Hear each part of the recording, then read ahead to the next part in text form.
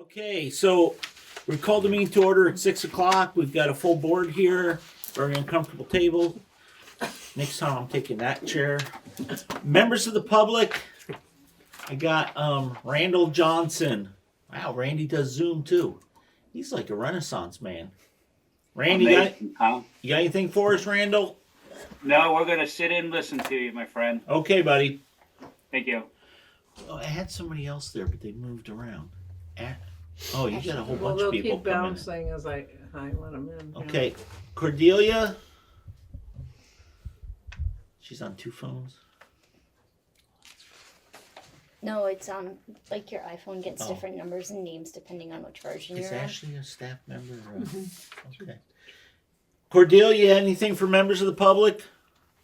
Going once, going twice, gone. Valley News, anything for the public?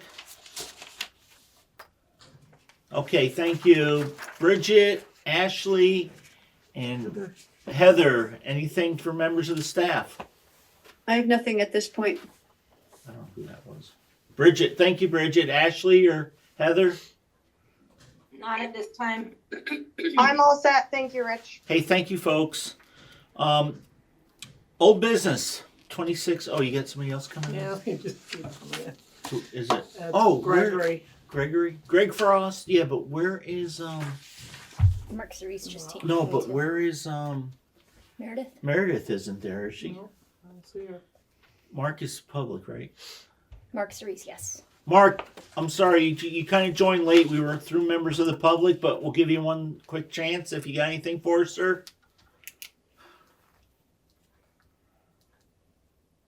Mark? Hello. Hey, members of the public, we went by it, but do you have anything? We'll come back, circle around back to you, as they say in other meetings. I'm good, thank you. Okay, thank you, Mark. Okay, so FY26 budget. We're going to start with, we had an initial budget presentation. Y'all was supposed to get me back questions. So we have 2-page, 1.5 pages. We had a couple questions. Thank you. One person submitted something that they said it's not really a question. I says, well, if we put a question mark at the end of it, it really is. So in no particular order, I would like to know what the budget is with all students in one building with one principal. And Heidi did her best shot at it. And of course, it's just a broad stroke. It's the reduction of closing one school would have the reduction of one principal, an admin assistant, 4 teachers, and some paraeducators. Food program, there may be additional transportation needs. I was always told that busing with 2 S's meant kissing. I assume the special staff, yeah, I used to get yelled at when I was just clerking in minutes.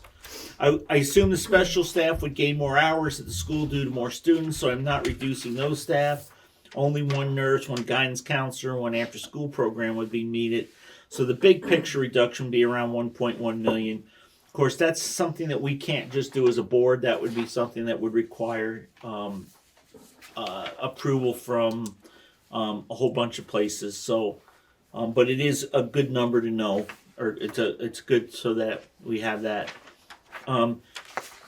The health insurance question, Dwight had asked it 2 meetings ago, and we didn't get it. But there is actually a health insurance comparison sheet that should be in your packet. Can we speak to it? No, I think it's pretty much speaks to itself, doesn't it?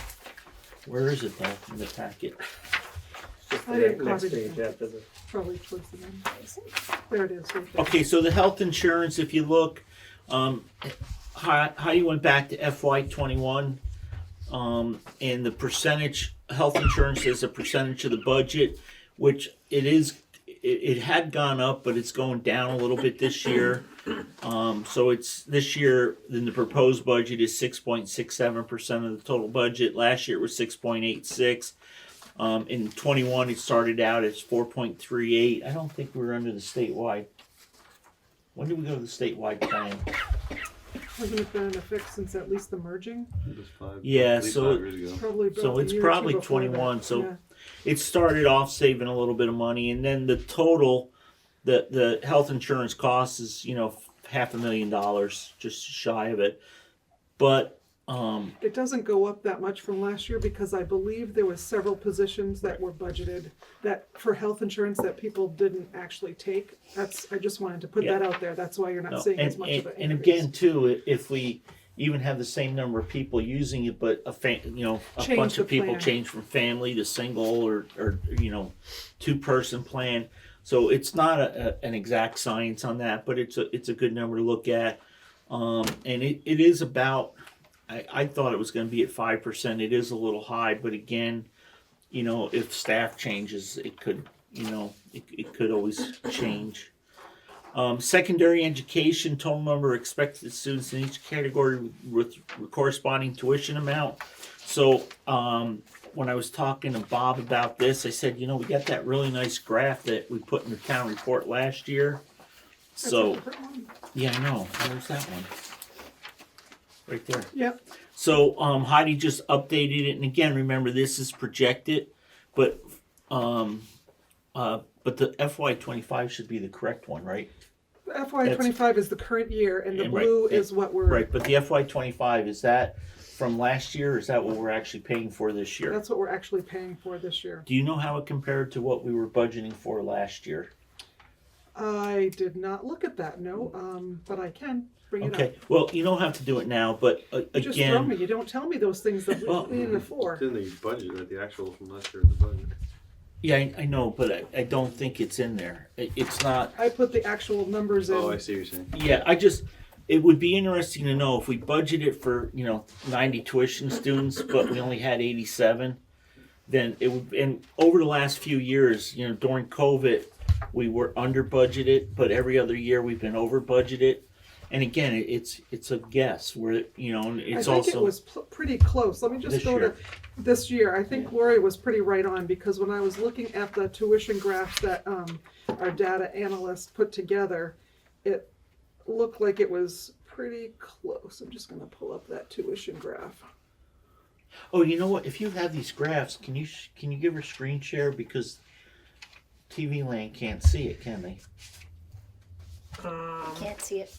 Yeah, and did we send it out? It's in the packet, and the packets. The packets are all accessible by people going. Okay, those out there in TV Land, if you go to the agenda should have a link to these documents in the blue, under budget discussion. These graphs should be in there if you want to look at them. So anyway, secondary tuition. So BBA has announced their tuition and some of the secondary schools, but I thought they were all supposed to have announced by now. They haven't officially made the announcement. They had a glitch when people were uploading their numbers, and so they had everybody reviewing their numbers, and they haven't made the official. But when Bob and I reviewed what your articles were in the past, we went with the BBA number because it looks as if when you approve BBA, you're allowing that for all private tuition. No, we're not approving just BBA. The article actually states any private secondary. Can have that same tuition That's the cost. amount. It's not that they can have it. That's what the voters have said that they would Okay, do. okay. So I mean, that's Just what the clarifying law that. says. Yeah. Yes. Unless they charge less. If a school charges less, we don't give the extra to anybody. It stays. Right, and so the public schools are pretty much in a couple different places, They numbers. always are. Yeah, So if we're looking at, you're proposing Brattleboro at 19.5, Twin Valley at That's 19.8. Oh, and then Leland and Gray at 21.9. So almost 22,000 yeah, at that's Leland and announced. Gray. Mhm. And then Burns at 21.9. Mhm. So it's interesting then Burton and Leland and Gray are the same price Yes, this year. I've never seen that before. Cool. So that was the secondary, and that's available online. yes. In the revised tuition report, there's a $10,000 other professional services under secondary ed. That was the one that they used to use for special ed case management. That's what that was there for, from what I can find in my And that's records. kind of what I've heard. I had to ask questions. It hasn't been used in the last 5 years. So we can take that one You out. totally can if you'd like to. Whose question was that? There, you just saved us $10,000. You get a gold star. I think I can save you more. And then the rise in tuition rates, this will likely become a hot topic. I actually didn't need to put all that in there. So anyways, there was questions about transportation. So I think that's a really good line item. Can you go to that? Everybody Yep. go to that line item, transportation. There should be 2 transportation line items. There should be one for secondary and one for elementary, correct? Yes, it's, and I split it in half, completely in half. I know Lori did a little bit differently, but one is under 27, let's just see here, 2711 under elementary. And, no, secondary. Secondary, if you see 31 secondary on the left-hand Okay, side. hang on, let's go slow. So let's go to about the 6th page in your, the 6th page, transportation per students, 2711. Yeah. Okay. So Yeah. that is half, No, which, no, it's not the last page, it's the third to last page. It's right here. Okay. This should be the elementary, correct? that is under secondary, if you're underneath. This is under secondary. Student transportation other for field trips, Nope, you're, student transportation other. are you, did you find it? Yeah, okay, that is elementary right there. Yep, Okay, on that page. And then secondary has its own line. right here. Yes, there you go, Right right there. there. Okay, so let's start with elementary transportation. So where's the West River contract? That should be under this 2711, correct? So it's split in half because it's transporting Wardsboro students as well as high school. So that's why Okay. half of it is in elementary and. Under which line item? That Student first- transport other 5519? No. Purchase service. From the public LEA. Okay, so we spend $22,234 for the Wardsboro Elementary contract with West River. But we also have to, and this is where it gets really kind of messy, is that all these other numbers up top, because we have we have our janitorial staff, our maintenance person, also provide transportation. So we pay a salary, and we pay, and some of that is under transportation, and then there should be some under building maintenance. So you're looking at a total proposed budget of $85,179 for all elementary transportation, but that includes field trips. The field Right. trips are No, below that. That was I'm separate. sorry, field trips are separated out. Can I say one Yep, thing? go ahead. So I've been talking to Greg about what I've budgeted for your transportation, and it could be a little under budgeted depending on if it continues with Dave doing overtime. That is the sticky part. The amount I have in there, if it was someone who was just working the straight hours, would be plenty. But Lori had budgeted higher last year, but 24's actuals were a little lower. So it's hard to gauge because that was when you had 2 drivers, so there was probably not much overtime. And so right now, it may be under budgeted if there's a lot of overtime for Dave to do the maintenance as well as drive the school buses. I thought we had a full-time maintenance person We do, at the school, we do. so, Yeah. okay. So I'm just throwing that out there. Yep. I'm being conservative, but Okay. okay. So then, this also includes, it doesn't include the cost of the buses, but it should have the repairs somewhere in there. Yep, non-technology Yep. repair. Okay, is everybody good? That's over here. It's 50. 5431. 5430. Yeah. So 30,000 is salary, non-clerical generalist. Okay, 5181. That's salary. Does everybody see that? Which line is it? The right. It says transportation resident students 5181 right here, Dwight.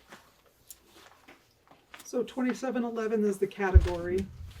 2711. Yep, Okay. and then if you look into the It next says numbers, non-clerical generalist. So that's 30,000. Why was it so much higher 2 years ago? because we had two people driving. Oh, okay. Okay, and then there's all the benefits: HRA, FICA, childcare, VEMR's, workers' Life. comp, life. Those are all that portion of the salary to the transportation. Can I make one Sure. comment to Kate? So the one that you're looking at 2 years ago puts all of the West River transportation on the purchase from public LEA. Greg and I were looking at that as well, because there was only 4,000 that's put under secondary 2 years ago. So Lori didn't split it up.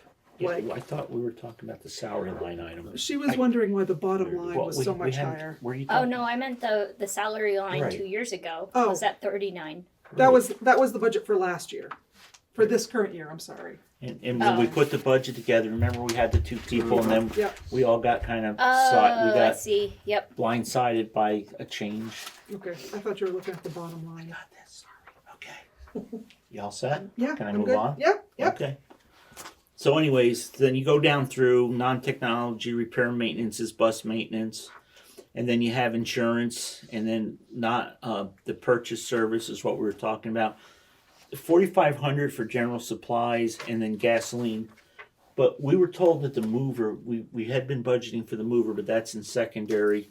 So this should be a good number, with the exception of the overtime that you were talking about. Correct. But why would we say the overtime is all because of transportation, not because of building maintenance, and the building was dirtier than it should have been?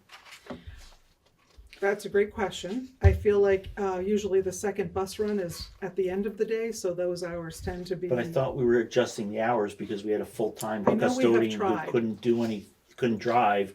So I thought he was gonna be there during the day and David was gonna come in later, but David has to go in the morning to drive. And we don't wanna send him home in the middle of the day like, I mean, Sherman used Greg to could do. speak to that. I haven't done the Okay. oversight of. but anyways, piece, so yeah. the number's there. We can delve into that further if you want. Is everybody okay with that transportation? That's just one transportation, then you gotta turn the page. And then you got on the back side, transportation for resident students, and that is 22,234. So that's the West River contract half. And but doesn't the Dover bus also go to Newfane and meet the West River bus? That is true, but I don't have a separate contract for that. I thought it was all wrapped into. No, our driver, the Dover bus drives and meets them. Yes, Right. those So- students at. So there should be some of David's time should go to secondary transportation too, shouldn't it? It hadn't been done that way, but yes, I certainly can do that. I would Well, just. it makes us, it helps us understand that, because what happens is we can't control anything but the elementary. So if we're not having those numbers in there, it makes it harder. I always thought we put something towards secondary transportation for the salaries and stuff in here also, but I guess that would just add more confusion. We can certainly change it up, Rich. It was just, I did it the way Lori had done it, so I can Okay, add good those point. things in. So if you look at the next page, 2711, and that's the secondary, and that's the other half of the West River contract. So we were also making a contribution to the mover to go from Westover to Wilmington so that the students could ride the mover bus to Brattleboro. And I don't remember when we took this out. Maybe Lori just did it and never noticed it. So those are your transportation, and I think that was the question. Was how much is transportation? Is everybody good with that? Any questions? You all set, Mike? Yep. Laura, you good? I know it's hard to follow. Yeah, my recollection about the staff from the first part of the discussion is similar to yours. Okay, thank you. And then the last question is there any expense for equity in the district budget, and do we have to have the expense? So the equity coordinator's position is funded through the MTSS budget, and the SU's, that portion is about $140,000, and we pay about 28%, a little over 28%, which equals about $39,000. Because I think there's not only the equity coordinator, but we pay a stipend to a person in each building to be the building rep, or I forget what they called it. So those were all the questions y'all had. Was there any other questions that have come up since? Everybody good? In anticipation, you'll notice at the bottom of the budgets, I did put pretty much the general of all the increases. That I just made a list to give you an overall view of where the increases are coming from. It's a little bit above the overall increase, but that's because other things have gone down. I just wanted to sort of summarize the biggest parts to it. Okay. Rich, Well- I'm sorry, may I? Yeah, no, I was going to you next after Heidi was done. So I apologize. I was going through my emails this afternoon, trying to look at all the materials that we received. Did we receive an updated budget via email? It was slightly changed, and so yes, that went out today. It's also on the Who website. did that come from? Sue Haskins? Susan? Yes, I believe Okay. so. Yeah. Okay. Thanks. I can send it to you if you didn't get it though, Laura. Why don't you send it to her? Because... Laura, so I know that you probably then haven't got to look at it, but really there wasn't a whole lot of numbers that changed in that, other than you took the 150 out for building. Right, and the maintenance. tuition changed. It was a little tweak there. So it was about a $10,000 difference. Less or from more. less. Okay. Yep. And then Dwight's 10,000. Right, I haven't taken that out, but that will come out. I can do that right now, but let me send this to Laura first. Or Okay. I'm sending it to all the Yeah, board that's just to fine. make it easy. Okay, so we got a budget. We looked at. We had some questions. Now, where do y'all want to go with the budget?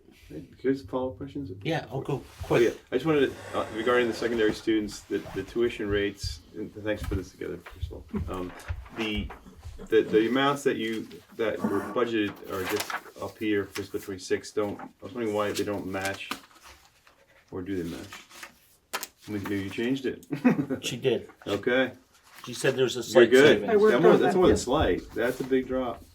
It went from 9.5 to 5.5% increase. And what I found when I was revisiting everything, and I had been using the data analyst work, is there was 2 students listed on there that were special ed, Yeah. and that's why there was bigger numbers, and so that adjusted that significantly. I mean, Yeah. that's the Under the difference. MTSS Yeah, budget. Sorry, that's I right. didn't Yep. even. That was one of my check, but that's mistakes, great. Thank you for doing Yep. that.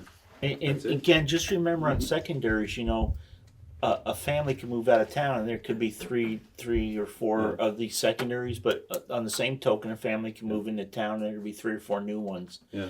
And that's why I think if you look historically, we've always over budgeted, so we could actually budget a little less maybe. But the problem is if we have COVID 25, then we could be way under budget. And we do have some reserves we can use to offset, so we don't have to borrow if we, under budget it, because we can't just tell them we'll pay you next year, but we would have to make it up the following year. But what we have done is we've always taken that surplus and rolled it back in and used a portion of it to buy down the tax rate. I think we're So- in good shape. So again, on that tuition, it's that's a tough one. Yeah, I think it's good.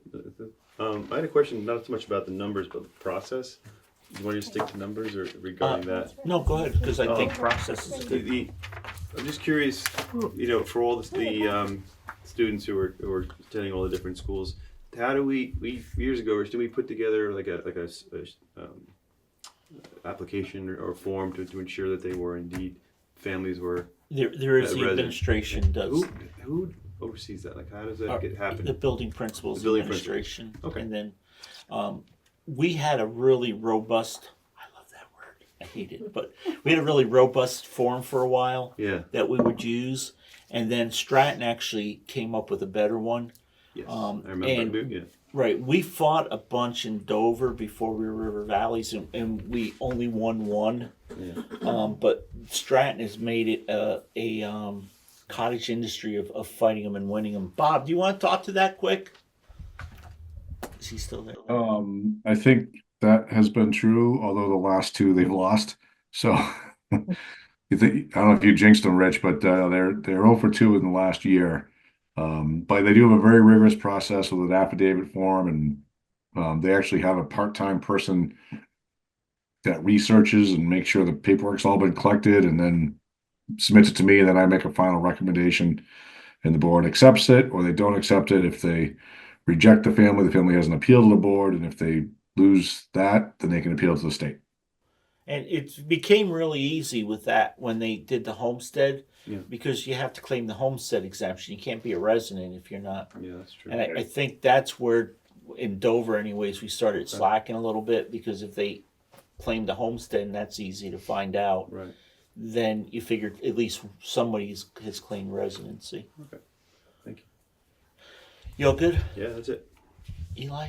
Yeah. Mike? Good. Okay. Laura? What's the question? Just if you're all good with what we've reviewed. Are you looking for, what are you looking for here, Richard? Do you want Well, me to say what I do would you- like to see happen, or? Do you have any other questions on the questions we had, or the budget that was amended by Heidi? So she actually, when she amended it, she brought the overall increase down to 6.4%. Without 10,000, it's 6.3%. Oh, wow. What's the total amount? The total bottom line is 7,273,499. That's the total expenditure budget, and it's at 6.3% over this current fiscal year. $438,000 increase. 428. Oh, 428, because I didn't subtract the 10. That's right. I didn't subtract the 10, I'm sorry, that Dwight found in his back pocket. But remember, that doesn't include funding a capital reserve either. Funding the reserve. So I don't have any more questions, but I do have requests. Okay, so that's our next step. Okay, do you want those now, or? Well, yeah, I Can I hold think what we need to do is discuss our process. So Okay, we don't have to adopt this now. We still have about a month. Some things may change. We don't know. Some more schools may announce their tuition, so we can have all the tuitions announced. When we put together the articles, we had told voters in both towns and also in Dover years ago that, we would always present, because it was petition once, that we will present the Byrne-Burton rate for, secondary tuition. So that, will be an article, and that could change what we do. The transportation, I think, is pretty well set.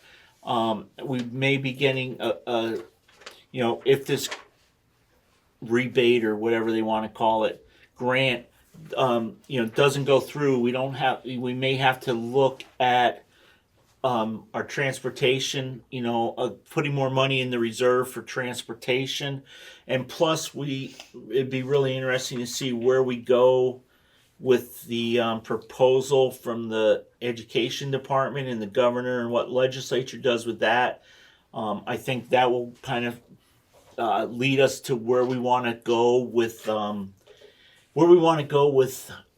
using reserve funds to buy down the rate, and what's going to happen to reserve funds in the future, and what we need to do for the building. So I think that will be next meeting. We'll ask Greg to just go over the reserve funds, the transportation fund, and then we'll go over our the dedicated reserves and those that aren't dedicated. So is there anything else that anybody would like to see with the budget? So Laura, you got comments, I think? yes. Okay, so Yes. go ahead first. Actually, I do have a question. So and I did review the number of students that we have between the two schools. I think it's 121 between the two schools. Is that right? Yes, were you going off the tuition sheet, or were you going off? Yes. Yes. Yes, the latest one. Yeah. And then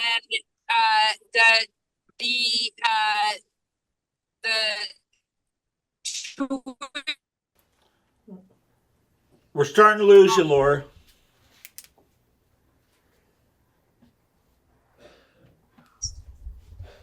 Of course.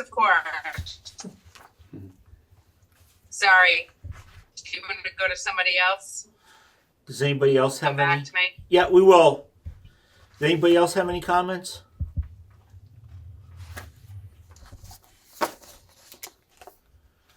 This is kind of interesting in Dover and Wardsboro. Wardsboro has 8 fifth graders and Dover has 7. Right? But then Yeah. Wardsboro has 7 and Dover has 8. Right.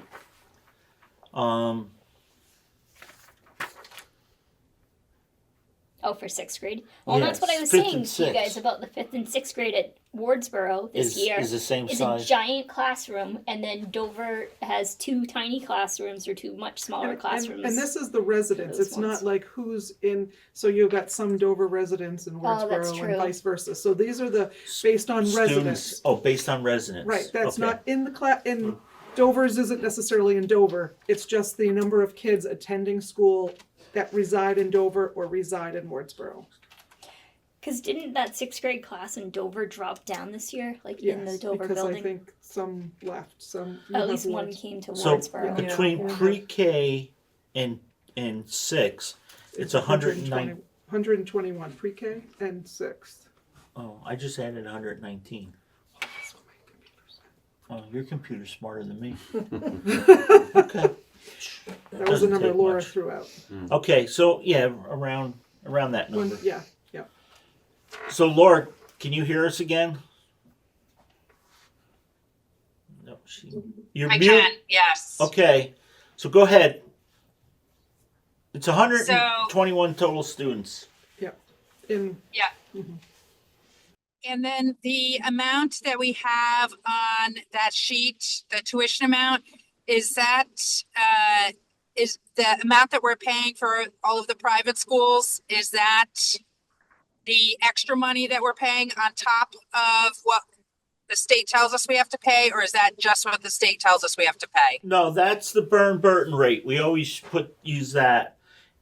Do we know? Okay, so what is the statutory rate? The statutory rate is the average statewide tuition, and that has not come out yet. we're Okay, waiting. so, okay. But we do have the rate from Burton. That seems odd if we don't have the statutory rate. No, Burton always puts theirs out early, and they're supposed to do it, but what happened was, and you may have missed it, Heidi said that the state sent it back to some places because some of their numbers didn't make sense. But if you look at, I don't know if you heard us, but the Burton rate is 20,966. No. 21,000, yeah, I'm Yeah. at the wrong line. Yeah, And that's the same rate that Leland and Gray is that's a fixed rate. And Twin Valley and Brattleboro's at 19.5 and Twin Valley's. Thanks, Richard. I reviewed those numbers this afternoon. So if I recall correctly, last year, the extra amount that the Dover and Wardsboro voters elected to pay the private schools was it 2,500 per student? It was 20,966. No, how much over What was the the difference statewide between average? the statewide average? Oh, the statewide average was hold on. Trick question, you stumped her. You did. I didn't look that up, and I know I knew it, but You know where it is. it's isn't on the it? website. Yeah. It's on the AOE. I can go to the AOE website. And Okay, look so real hang quick. on a second. We'll get there. But it's kind of a moot point to some degree because, like, if a lot of those kids didn't go to BVA, they'd go to Leland and Gray, and that's like it's not. There's no savings to It's be the same had. dollars. Yeah, Okay. I don't know. That's my. Laura, hang So on. I don't even. Thanks. Yeah. So- Well, we don't have one of the reports from last year because it's in there. It's at the AOE website. I just need to get onto the website. Hold on. Agency of Education. There we go. But that's for last year. Well, it's for 25. Right. Announced tuition. Okay, so in 25, Burton was Yeah, so- 29.66.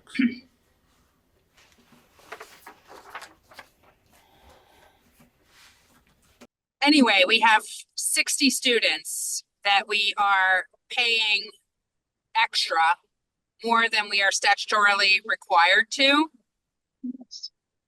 And That is a cost that we can control. So I think it's important to identify it when we're talking about the budget. And if that is 2,500, that would be like 150,000, I believe.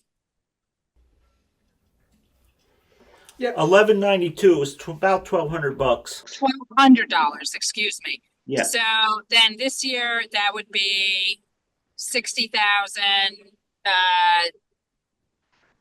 close to 70,000. So what? $72,000. If it's the same amount, If difference. it's If it was the same $1,200 amount. times Yes. 60 students, that's 72,000. But again, so we had So- 1, 2, Rich? 3. Hang on, 3. Just so we get it right. 3, 4. But you're not No, looking. hang okay. on. Okay. Last year we had 4 of the schools, which accounted for roughly 7 or 8 students that actually the tuition was less than the statewide tuition. Because if they charge less, we don't pay the higher amount. We either pay that amount or the lesser amount, but we don't pay the higher amounts.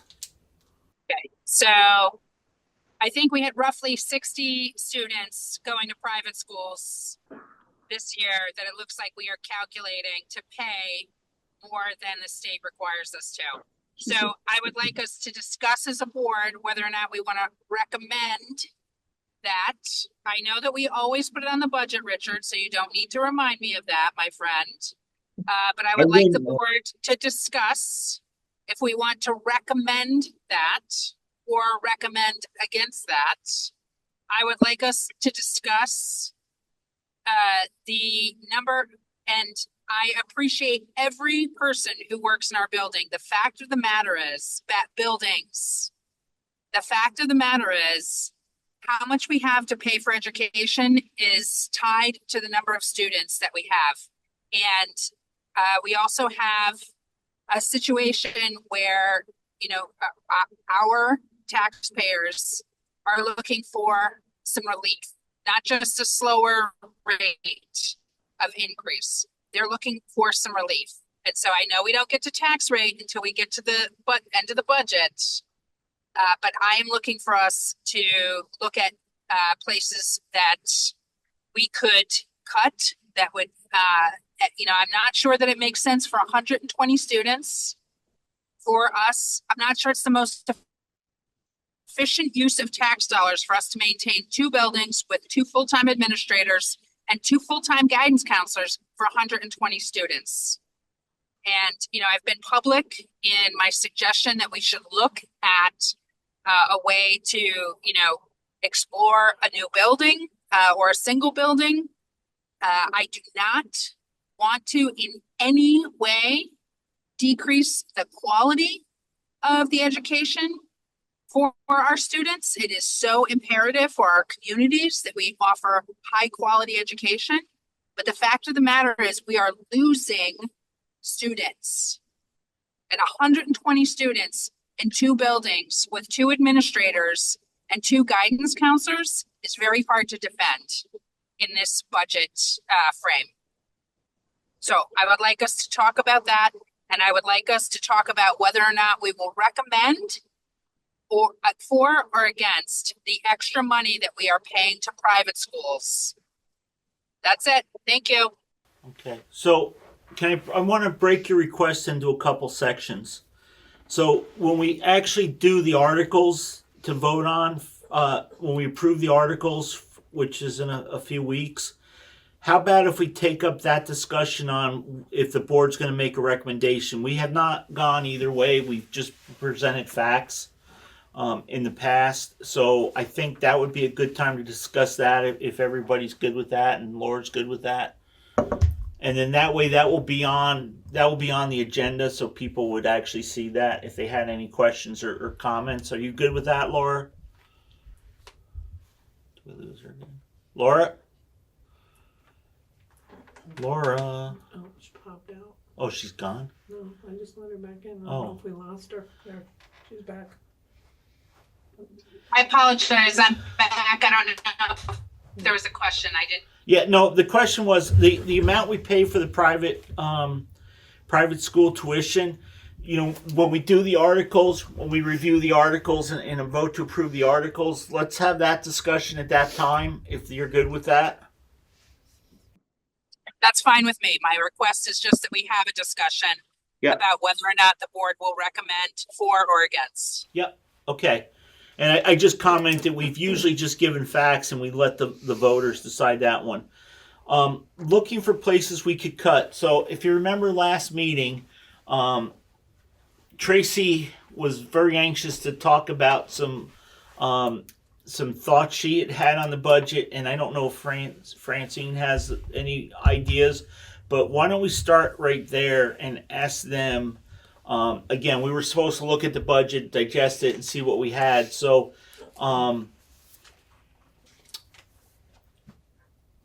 Tracy, because you were home team last time, and I didn't let you. We didn't discuss it. Do you wanna go first?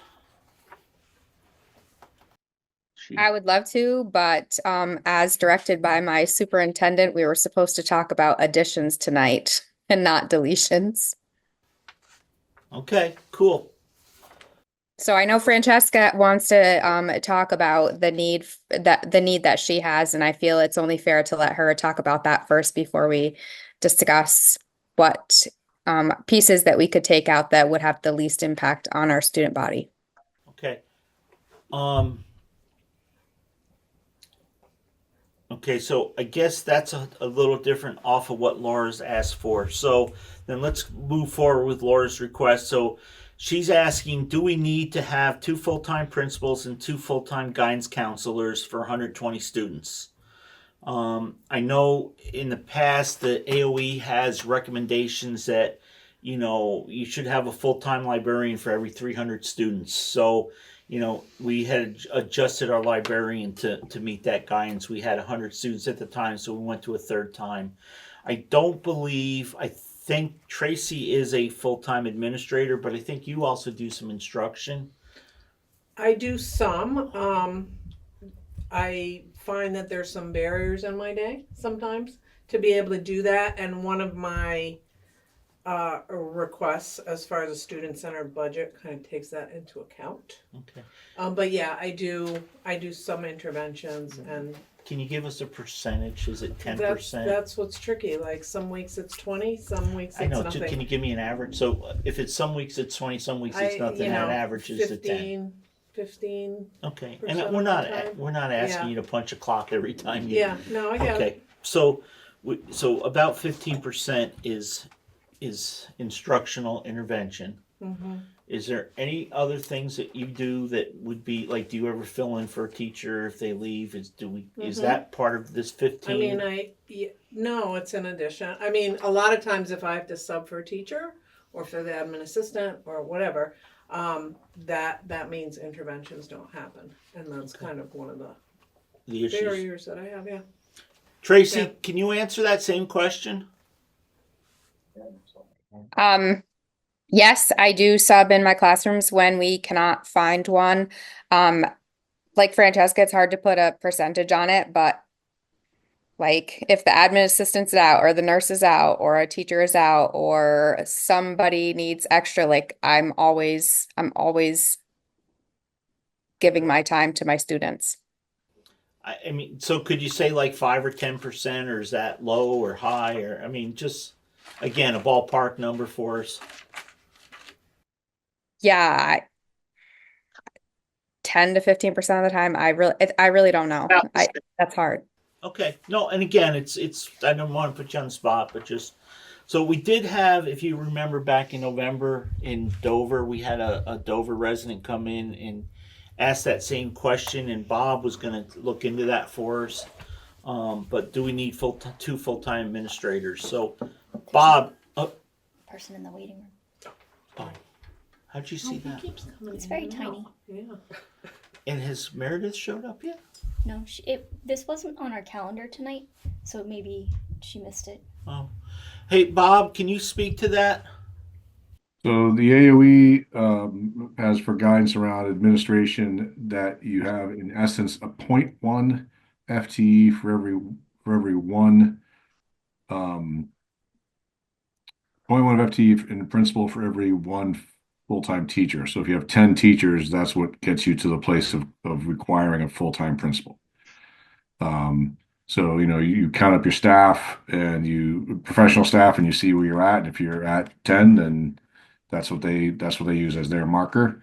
But they don't go above, like if you have 30, they don't say you need 3. So that's kind of like the minimum is 1 for 10. Okay. Can I comment? So we did have a different model in prior years. Like this is only the second year that we have had a full-time principal in Wardsboro. Before we did have a principal that was half-time principal, half-time interventionist. And like if we remember that data, I don't think it worked very well for the students because that time was even more divided, because even though the person was not full-time principal, they're always a full-time principal. It's hard to not have that. And we had that model, and it was impactful on the students. So And I just it want to could bring tend that to up. burn out administration too. Yes, and hiring positions, guys, it's not easy. We've spent a lot of time interviewing in the last couple of years, and that's an impact to the budget as well. When you have staff changes, because if you don't put the right person in the right seat, it can burn out not just the person, but then it can also impact staff in the building. And then you see more turnover, you see things, and then it impacts students' performance because they're not getting the best possible teachers and humans to come to class every day if they're not well taken care of. Those things make a big impact. So it might be oh, great, that looks great on paper, but it might not impact the students well. Go ahead. Yeah, I think also prior to that principal, I've been around a long time. Yeah. It was a full-time. Are you old, Dwight? Yeah, that was also a full-time. So this was kind of almost an experiment to do the part-time person, and then we went back to it. I know there was a lot of discussion at the time when we were putting that job out, to get someone that whether or not we should go back or not. And at that time, we discussed it in great detail and decided to go back to a full-time person. And actually last year we really, because with the position, it wound up filling in for the classroom teacher that we lost. So, right. Do you have any thoughts or comments, Eli? And you don't have to. I just would like to go around the room and give everybody a chance. No, I think that in general the AOE can make recommendations, but we live in these small towns because we want to live in small towns and have smaller schools than they might recommend, and sometimes you have to pay for that, but that's all Okay.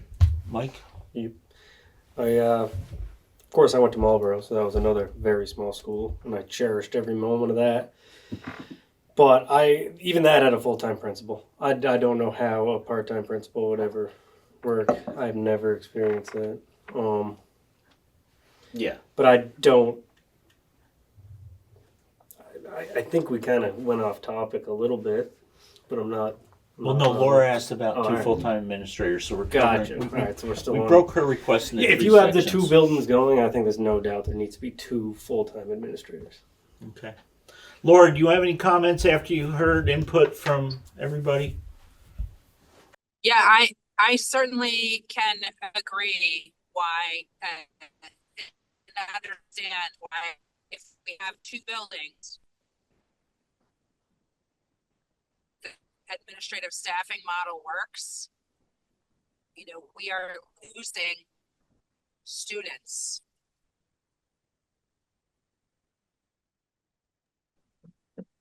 Okay. And we increased staff when we had a lot of coming in.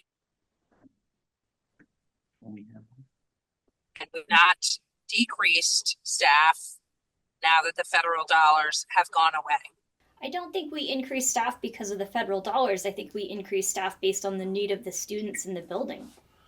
We did, yes. And that was during COVID. And I am happy to be outvoted on this, but I cannot support I cannot support that those 2 guidance counselors and 2 principals for declining enrollment in 2 buildings. I think we could do a lot better job for our kids in 1 building.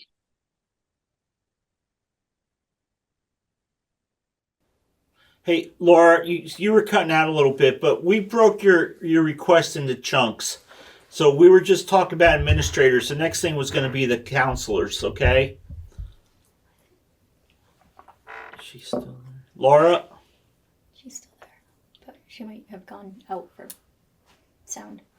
Okay. Yeah, sorry, Rich. No, so yeah, we were just covering administration. I broke your comments into 3 separate sections because I felt that they were we could discuss them individually, maybe have a little better discussion. So on the administration, I think it's from the feel I'm seeing is that would I think for right now they'd like to have 2 full-time administrators in the buildings. But the guidance counselor position is another beast, and that is, we did during COVID at recommendation of 2 administrators that aren't here any longer because of behavioral issues. We moved, we increased to 2 full-time people, and I believe one of them we couldn't fill for a little bit, but we had one in both buildings. So let me ask the administration. Is there a chance that we could reduce that somewhat? Is that something that we still need to have 2 full-time people in the buildings? You asking me first? I don't care. You guys fight it out. I think having a full-time guidance counselor is certainly beneficial. Could I reduce from a full-time less because of my population? Probably. That would mean me or someone taking over more duties such as 504 plans and things like that a guidance counselor would generally do. And I would have to try and do a lot of professional development for my staff for SEL issues, which I think should probably happen in the classroom anyway. My concern is, am I going to find a guidance counselor who wants to do 2 or 3 days a week? That's my concern. Okay. Do we need one? Yeah. Do I need one full time? I'm not positive that I do. Okay. Tracy? If you're asking me what's best for students, it is imperative to have somebody with the skills that a guidance counselor has to facilitate conversations around social and emotional well-being and crisis and trauma, and not everybody has those skills. Also, we live in a different time, and I personally don't believe that the AOE's recommendation for 1 guidance counselor for 250 students is at all feasible because of the needs of our students, the trauma that they see on a daily basis for some of them. It's not helpful. Could I reduce it? Yes, but it would be at the expense of the students in my building. Plus, I have the same problem with the finding someone then to do all of the 504, someone else to be trained in HHB and harassment and Title IX and suicide protocols and DCF calls, and the list goes on and on. Okay, thank you. Laura, Richard? go. Yep, you're up first. So if we went to 120 students in the Dover school building, would we need to hire a second guidance counselor? Well, I think the question is, could 1 guidance counselor do 120 students in 1 building? Is that your question? Yes. Okay. Tracy? Yes, but we would need access to a school-based clinician.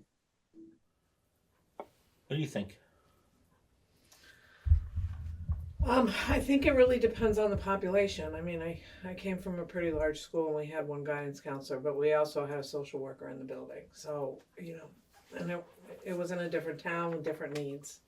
So I think you really have to read your community and your kids. Okay. Dwight.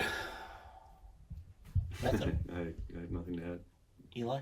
Thank you. I didn't have a real need for a guidance counselor, I guess, in my school experience, but I guess it is different times now, and I don't know.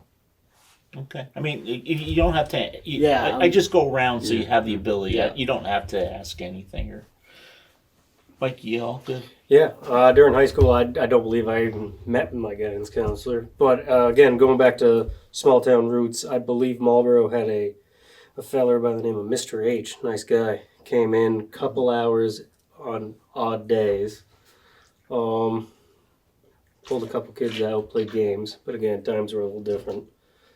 If you got a cut, you rub dirt on it. But Back Mr. in the H, olden days. yeah, kind of miss the old days. Explains a lot, doesn't it? Yeah.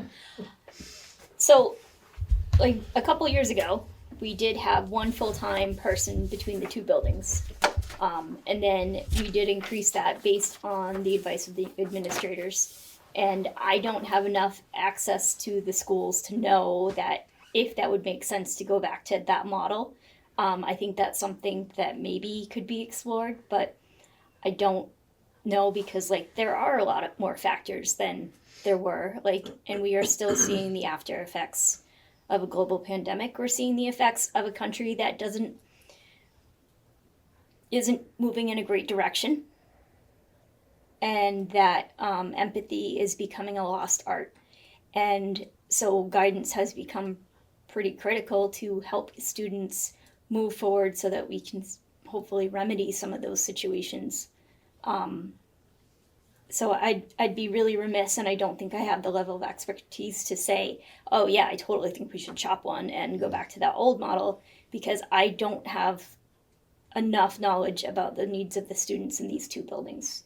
And whether or not, if we had students in one building, I think we would have to do that assessment of the students' needs to know what level of guidance service we needed. And not in my wheelhouse, not my level of expertise. Okay. So. Hey, Bob, it's my turn. So I just heard from two of our administrators. Isn't 504 part of the MTSS? Well, 504 is a part of the Americans with Disabilities Act. So it requires someone to case manage 504 plans. It's within the framework of MTSS, but it's managed at the local buildings in all the districts, usually by the counselors, or shared maybe with somebody else. But it's typically that some of the nurses maybe do some medical 504s, but typically it's the counselors that do that in most of the schools in the district, in the SU. Okay.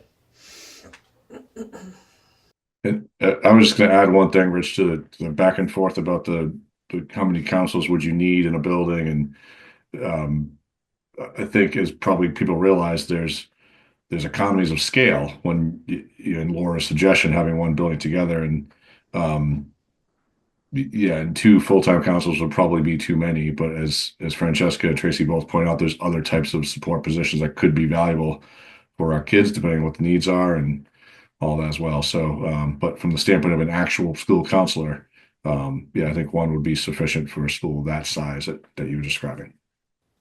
Yeah, and again, there could be nothing happens for a whole month, and you need either one in either building, but then all of a sudden the proverbial, hits the fan, and you wish you had 4 in each building. I mean, it's so hard to.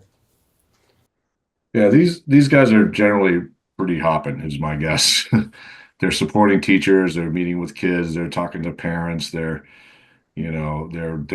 all over the place, and they're usually, from my experience and people I know who do that job, they're hopping, and they're not taking preps, they're sometimes not taking lunch. They're really busting hump all the time. And some of it is that, the kids are always in need of something. So there's always an ear to talk to. And that's the role they play sometimes. Cool. Laura, you all set? Those were the concerns you brought up.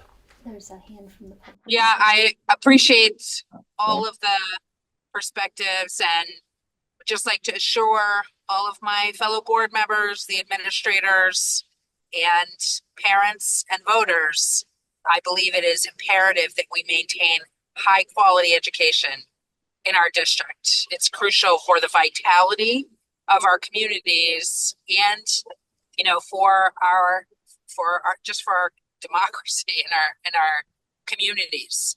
I think that the model we are running is not it's too expensive, and that there's a way to run a less expensive model, maybe with higher quality, and we need to seriously look at that. So that's it for me. Thanks. Thank you. Dwight, you got anything else budget wise? Leela, you got any other budget questions? Oh, Kate.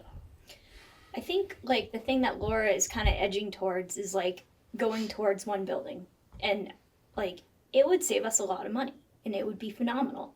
But the kicker of it is that we would have kids on a bus for a ridiculously long time.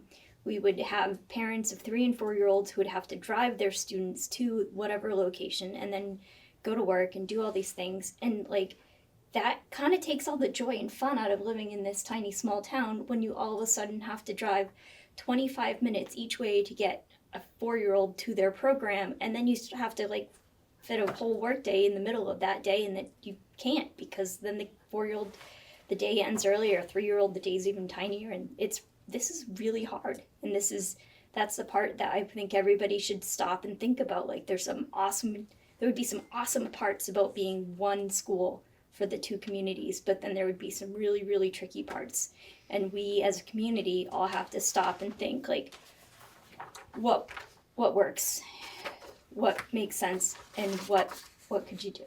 But the state of Vermont says that, you know, we're only 2 miles apart, and, you know, when they look at their map like this, it says, look, it's only that far apart, but when you put this thing in the middle of it, that big hill, and then you throw a little ice and snow on it, and then nobody's ever going to go to school because they'll never make it up over the hill. I really think you guys, instead of connected by dirt roads, you should have been connected by dirt roads and over one Vermont mountain pass. Like I think that would have, like, it's true though, like, and even last week, you guys, we had days where Wardsboro, like, went to school but then left early, and then Dover had a delay. Like, we have different weather patterns too. Like, that's the kicker of it. Like, and then the Dover, like, school still had their after school program, but Wardsboro had been let go at halfway through the day, and some of the kids are doing a play all together, and the Wardsboro kids couldn't get over to Dover to take part in this after school program because the roads were crap over here, and nobody wanted to drive over. Like, let's just call them mountain passes, like, because that's what they would be in any other, like, state. Like, it's a pass, and like it's a hard mountain to climb sometimes. So it sucks. And I wish there was a magic way. And for Wardsboro, it's almost easier to go that way down 30. We found out with the lunch program. Yeah. And, you know, and Rich. Yo, go ahead, Laura. I just want to say one more thing, which is I expect, and I might be wrong, that the governor is this week naming buildings that should be closed. I don't know what those buildings are, and I am certainly prepared to make the case for access for our communities. So I just want to make sure and disconnect my concerns and advocacy this evening from whatever the governor may recommend. So I don't know what he's going to recommend, but I've heard that it will be names of buildings. That will be really interesting to learn about, to what they think on paper. And I think our community, like, I don't know if we should ask our community to call the governor's office and share about what it's like to drive from in our community, to share what it would be like. You know, like I was thinking on my drive here tonight, because I was down in Dover today all day for work, and then I drove home. I grabbed a slice of cold pizza for dinner, and then I got back in my car and I drove here. And I was thinking about when my kids were younger and I had to drive one to daycare and I had to drive one here and then I had to drive myself to Manchester, work a full day, and then my husband worked a shift that was 12 hours long and they stuck him on an overnight shift so that his work life wouldn't interfere or his family life wouldn't interfere with his work. And like, it's just, we're talking about a really crappy quality of life for some folks when all of this starts to hit the fan. And I don't think you have to call the governor. I think it'll be the legislature because I think the governor's going to recommend it to the legislature. All right. But Laura will correct us. You can call the governor too. I can call everybody. Laura, did you hear that? I don't think the legislature's recommending building closures. No, but the legislature has to approve it, right? The governor can't just close buildings. No, he absolutely cannot. Right. But the sense of things cannot stay the same is pretty real, I would say, in Montpelier. The question is what is reasonable and practical and best for our kids and can be supported. And I don't want to go too far off on a tangent.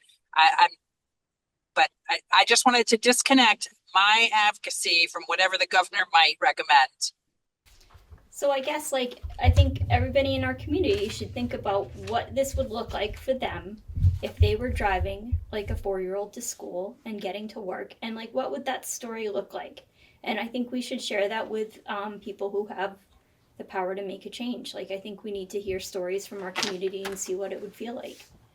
Because I think that's how we know how to best serve our community and the students and make sure that they're having a quality education and they're not exhausted because they got up at 5:30 so they could get to a school, further away than their other school, and their parents aren't grumpy and just terrible humans because they're trying to just hustle so hard to survive, because that impacts kids too.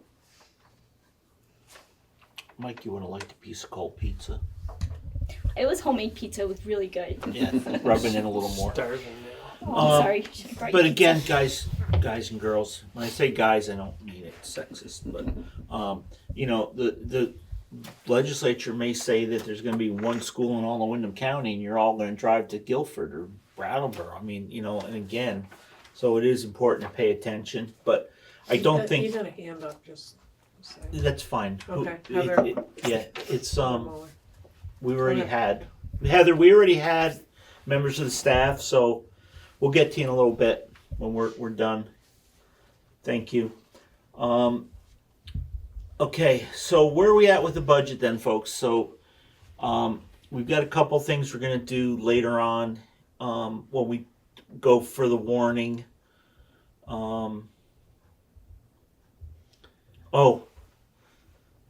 Bob, so we got late additions to the budget or what? Late additions? Well, when I asked Tracy about some reduction, she said that her superintendent advised her to not do that. Well, what I suggested to them is that last week, so Francesca had a reduction in her original one and an addition, and I'm not sure if she really had the opportunity to explain what it was that she was looking for and why she was hoping to have that addition. So I think that's what we were hoping to have her have the opportunity to share that a little bit with you guys. That and then again, if the board in the budget, board had direction for where to go from here, right? Then with the principals and I and Heidi could meet to process that afterwards as well. Okay, because the addition's already in the budget. It is in the budget, but we didn't know if people wanted a description or an analysis of what that was. I see. Pardon? I didn't realize it was already in the budget. No, we said last week that supposedly Heidi met with Bob and the two administrators, and they came up with what they want to see in the budget. So, and then Tracy kept saying that she had some reductions, and we said, well, we're just trying to digest what's in here. So Right. I think whatever you asked for is in there. Nobody's had any questions. I wasn't sure if you wanted the rationale behind it. No, I think it was in the paperwork you gave us I last did- week. I did send it over the Yeah. weekend with my other things. Yeah, so So that's why I was just interested, because I don't think the reductions are in this paperwork, so. And the reductions aren't in the budget. Right, the things that's that are why thrown out. I asked what those things Well, were. you had the one reduction, I'm right. Yes, right. Yeah. There was a Okay. para educator in both buildings that we reduced out of the budget. Yes. Yep. But that's already done. That is all done. Yes. Okay. Yep. So again, then, I think we're all set. I mean, I think when we get our next step, when we look at what it means to the tax rates, then we may have to, Dig a little think deeper. about it again. But is everybody good now, or do we want to do any more? When would that be? When we get the? Well, we'll probably next meeting, Yeah. we'll go over the reserve funds. Okay. And then hopefully we'll see. I think when you have it here, nobody can see it, so that's why we try to do it. That Okay. you print it out, we can send it out to everybody as part of Sure. the agenda, Okay. and then we can have a discussion about it, and people can see it, so they can have questions asked. Makes The sense. problem is if you give us all something and we just start reacting, it's not Okay. a thoughtful However you wanna reaction. do it, It's a knee jerk reaction. So I think next meeting we'll look at capital expenses, the reserve funds. We'll look at reserve funds, tax rate, and how it all fits together. Sounds good. Are we waiting on any more numbers from anybody? Our student count is fixed now? The student count is fixed. The APS Okay. tuition I'm waiting for on that. The yield obviously doesn't get fixed. Right. And the But threshold we're is using the fixed. recommended yield from the Right. Okay. Yep. And then what This- other things does the legislature does the yield and the They created the threshold that we were Yeah. going against and the but long-term is that, weighted ADM. is that threshold set, or is that just a recommended we threshold? keep asking. It sounds like it's pretty set. Okay. Laura, are you familiar with that? Do you know if that's set or not? Because I thought that was part of the budget. Yeah, I would guess that it's not set until the yield is set and whatever the buy down of tax rates is set. But I don't know. I would say I would expect that the superintendents would be hearing directly reassurances that this is probably it. So But the legislature sets that, so you can change. The legislature can change that. yes, Right. they can. So I just want to say though, the NEAP index, which gets revised every few years, also impacts it, and it was revised this year. So the original number we got, the threshold number went down. So there was that's already been taken into account. But Okay. yeah, okay. So why don't we plan on that in 2 weeks? Or our next meeting, why don't we have those items? Sure. Greg, can we get the reserve, the building requests from you for next meeting? Yeah, of course you can. Okay, and then and do you folks think we'll hear about the Electric Avenue bus? I have called.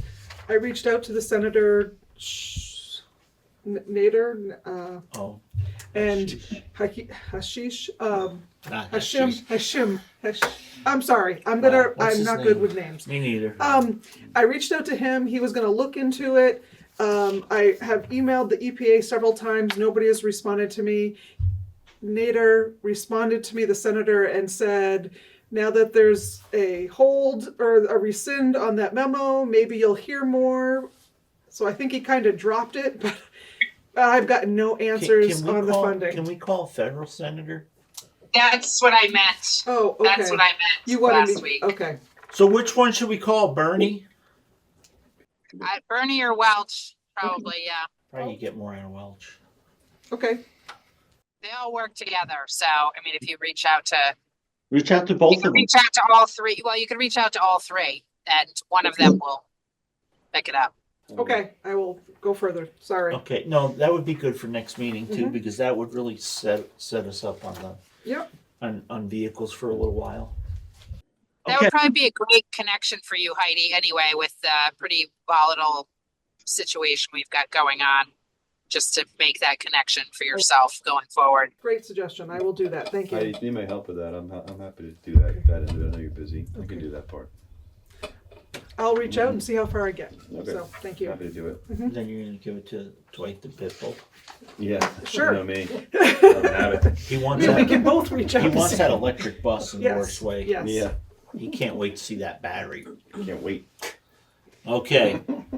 So I think we're good on budget stuff. Then let's move forward on the agenda, which now I've totally lost. We are. You want to know where we are? Yeah. We are ready to talk about the superintendent's update, followed by the principal updates. Okay, Uncle Bob. Yeah, so a lot going on, as I've already alluded to, with some of the stuff for the state level. I mean, obviously, Laura's much better positioned than me to speak about that. There hasn't been anything new from the superintendent side of things in a little bit, but as I said, I mentioned this at the Stratton meeting last week. One of the issues I know that is near and dear to the hearts of you guys is choice. And when we asked, this VSA met with the secretary and the deputy secretary, we asked about choice and how that would be impacted, because currently, if there's one districts that operate a high school cannot offer choice. And if there's one district and there's regional high schools, well then, how does that work? And so what we were assured is that the legislature would make adjustments to the law to ensure that choice would not be impacted. And at least that was the intent of the governor's plan. So don't know what that means, don't know how that plays itself out, but I thought you guys would be interested to hear that. That's what Zoe had said to us at the VSA gathering the day after the announcement. Trying to think of what else. So on other fronts, the SU board is meeting again on Monday. They are looking at, again, the budget had been asked to be reopened. It had been reopened. And now Heidi and I and Jen and Stephanie are coming back with some suggestions. We have yet to come up with those suggestions entirely because we're meeting this week. It's been kind of a whirlwind on that end. In the meantime, I've also gotten the result of the MTSS audit, the study that was done on our MTS system. And just to give the quick down and dirty of that, it's basically an analysis of how well are we set up to ensure that every kid gets what they need, with the vast majority of kids getting what they need in the classroom with their classroom teacher. And then kids who need a little more get a little more through interventions and eventually through special education services. So that's sort of when we talk about MTSS, that's what we're talking about, the multi-tiered system of support. So are we set up? Are we organizationally correct to do that? Are we implementing it correctly? Do those things blend the way they should under Act 173, which was the special ed funding change law, which also had some implications for how we can do services? Are we using our resources the most efficiently, and our kids getting what they need? So that report is in. I have been still going through it. I met with the executive committee of the SU board this morning with some recommendations, and we'll be presenting some ideas at the SU meeting on Monday early evening, because it'll be followed by the West River meeting shortly thereafter. I think the hope is that the SU board will respond to recommendations to that and to the budget, and potentially close it back up that night, and so that you guys in West River can eventually adopt budgets with known commodities coming from the SU assessments. So I think that's my report. You got my February cabinet report sent out. You got the link to the new Super News, which did highlight that this week is School Counselors Week. And so we want to just say a special shout out to the school counselors and thank them for what they do. Yeah, happy to take any questions, but I think that's my report. Wait, did you hear in the next meeting, next Monday, we have another meeting? I heard. Can you ask the team to put a calendar invite to the WCSU board so that everybody can block their calendars appropriately? Please, and thank you. Well, it had been sent, but I will double check that. Had you seen it yet, Dwight? And I didn't have one for tonight, but I remembered. Good job with the cold pizza. Thank you. You didn't remember to bring Mikey and I a piece of cold pizza, though. Sorry. 5:30. Some cookies. Any questions, Laura? Anybody for? Laura's still there yet? Any questions for Bob? Bill Bob. Okay. Well, go ahead, Laura. I think she's. No, just gonna say thank you to everyone working through these difficult discussions, and to Bob doing it at multiple schools. And SU. Principals updates. Yep. Tracy first, she's the visitor, right? Isn't that the rule? Well, it was, but we're going to be a little messed up here because we're going to start going to two schools in the same one after the Tracy, other. you want to go first? Sure. So we did our data meetings for our winter benchmarks for all the students. We did a little differently this year, or this benchmark time. And we sat as a K-6 team with some with the special educators, the AST teachers, a few paras, and we discussed at length some of the needs that we had, and it was really great to have the entire team there, K-6, because we were able to get some information from teachers in the past that had these kids, things that they've tried, knew that worked. Maybe we'd try them again. And that was really great.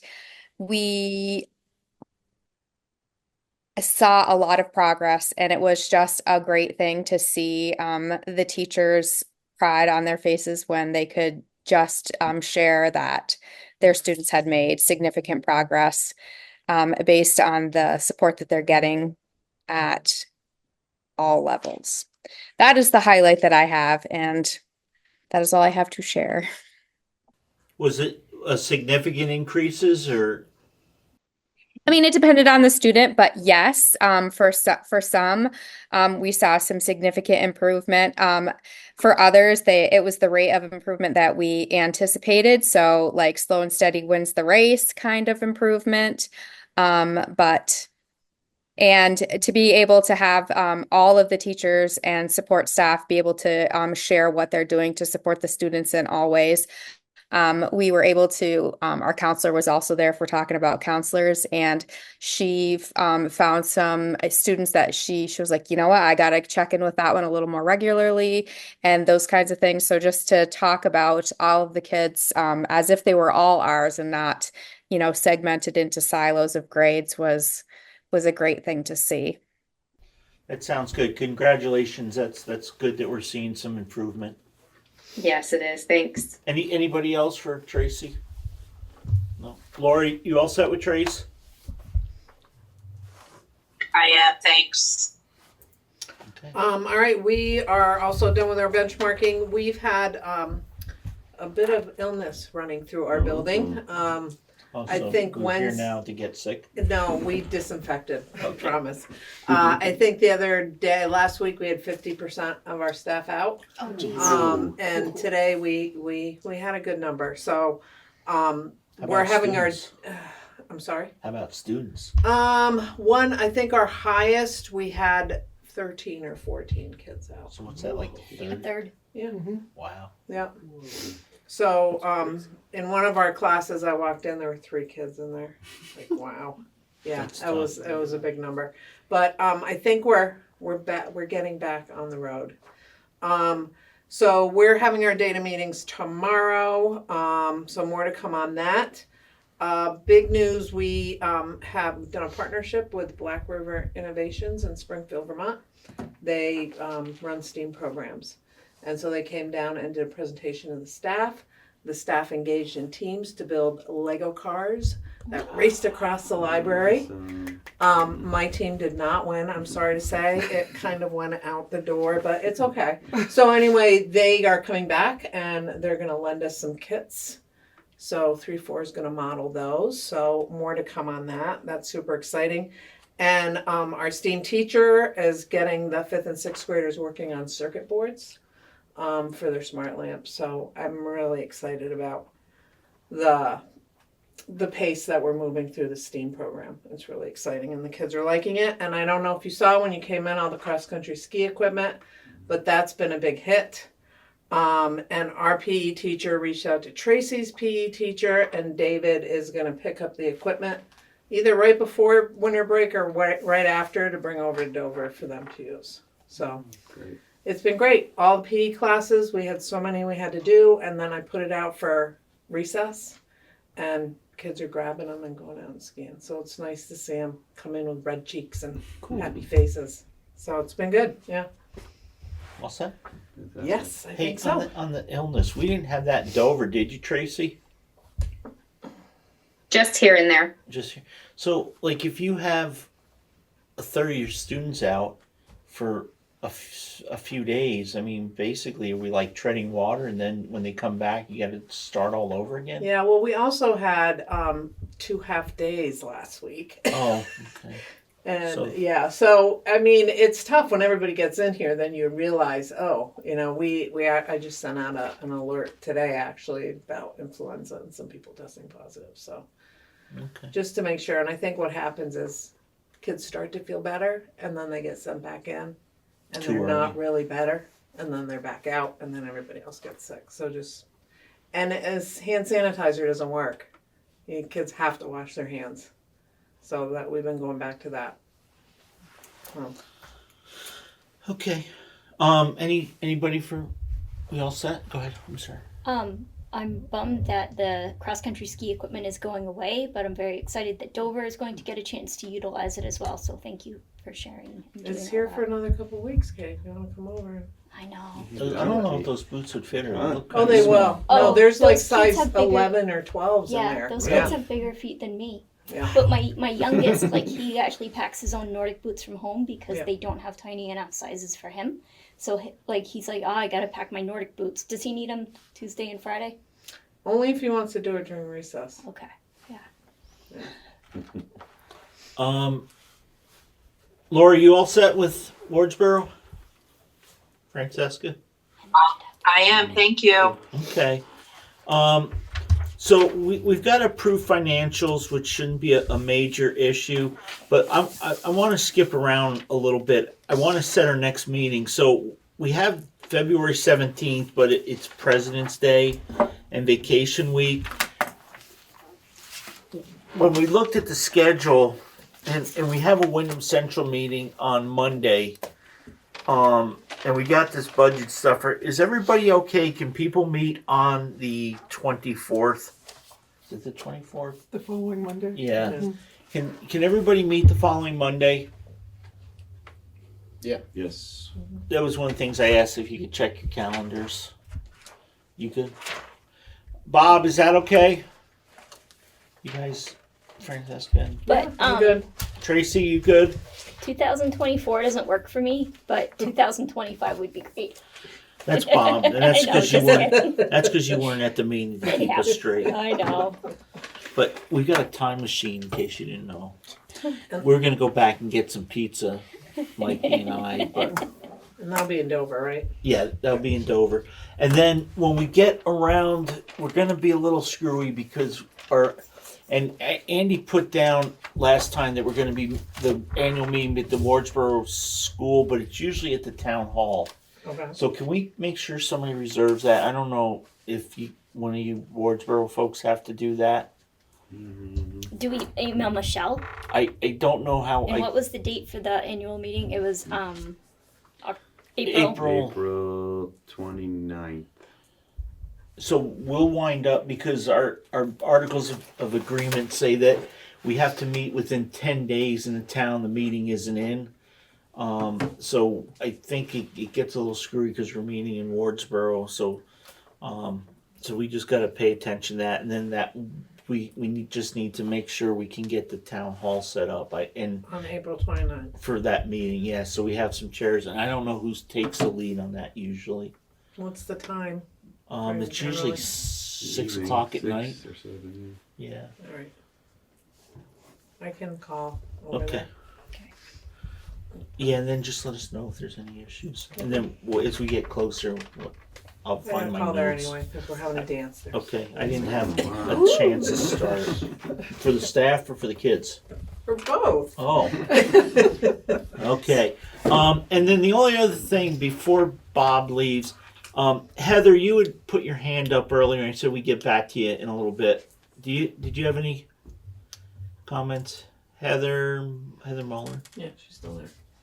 I was going to speak on behalf of the teaching staff and just to imply that there's a lull in the utilization of our counselors, and then all of a sudden, what you said hits the fan is not an accurate depiction of what our needs of our students are. And Laura is really going for providing a high quality education. And we can't do that if we don't have the support of trained professionals to deal with the trauma and the social emotional needs of our students. And so to say, well, I didn't use the counselor in high school is not prioritizing today's children and prioritizing the demands on families today and the demands on kids today. And I just want us to really be able to look at perhaps data and not just our own personal experiences when we were in high school to diminish the need and the necessity of school counselors. Thank you, Heather. And then Scott. Is Scott still around? Scott had his hand up earlier. I think Scott has departed from the meeting. Okay. Cool. So, proof financials. So there's only one financial. I would like to make a motion to approve pay order number 33 in the amount of $65,296.82. So we have a motion by Kate. Do we have a second? Second. Okay, Dwight seconds it. All those. Any discussion? I'm sorry. Everybody good? All those in favor say aye. Aye. Aye. Aye. It appears to be a unanimous decision in the affirmative. It is. Minutes of the 127 meeting. No changes. Is everybody good with that? We'll just accept it by unanimous consent. Hearing no objections, no correspondence. And then, hey, Hey, Rich. Yeah. Actually, we have some correspondence Tracy has for you. Yeah, I think we're going to do that next meeting because I never saw it ahead of time. Because it just came via email today. Yeah. Right. I don't always have a chance to look at emails all day. For some reason, the email machine in my truck doesn't work. So I think we got to make sure that stuff gets to us with the agenda earlier, like the week before, so we can put it in there. And if not, we'll let it ride till the next meeting, Bob. Okay. I'll make a note of that one. So I was looking for Mr. Frost, but I don't see. He's gone. Probably because you mentioned talking about building stuff next Yeah. week. Okay. So, anyways, I think just Bob, I'd like to really for the next meeting. Also on the parking lot, let's move the Dover roof part 2 and the PCB stuff up. And you know what? We haven't had a report for a little while on the water system in Wardsboro. So can we just get that for the next meeting? So roof, PCB, and water. Water in Wardsboro, roof and PCB in Dover, water. Hey, notes of that. Was there something else from Greg you were looking for? No, those 3 things. Those 3 things, okay. Well, I mean, we talked about the electric bus, but that would be the 4th. But from the parking lot, we'll move the Dover roof part 2 out and the Dover PCB update. Tracy, that roof isn't leaking now, is it? No. Okay. The only leaks that we had were manufacturer defects on some of the material, but they came back and fixed it. That was was that a while ago or is that recent? No, that was probably 5 weeks ago, maybe. Was there any, I don't remember, was there any damage with that? No. Okay, cool. And then all the damage from the roof over the summer was fixed, correct? Wasn't there some damage when the roof? We had some of those torrential rains when. Yeah, we had some flooding and we had some materials that were ruined, but we have I believe Greg has submitted those bills to the construction company. Okay. We should just pay attention to that, make sure that if you can just let us know that that's taken care of. So, Certainly. cool. So I guess I know the meeting went off track a little bit, but I don't see anything else.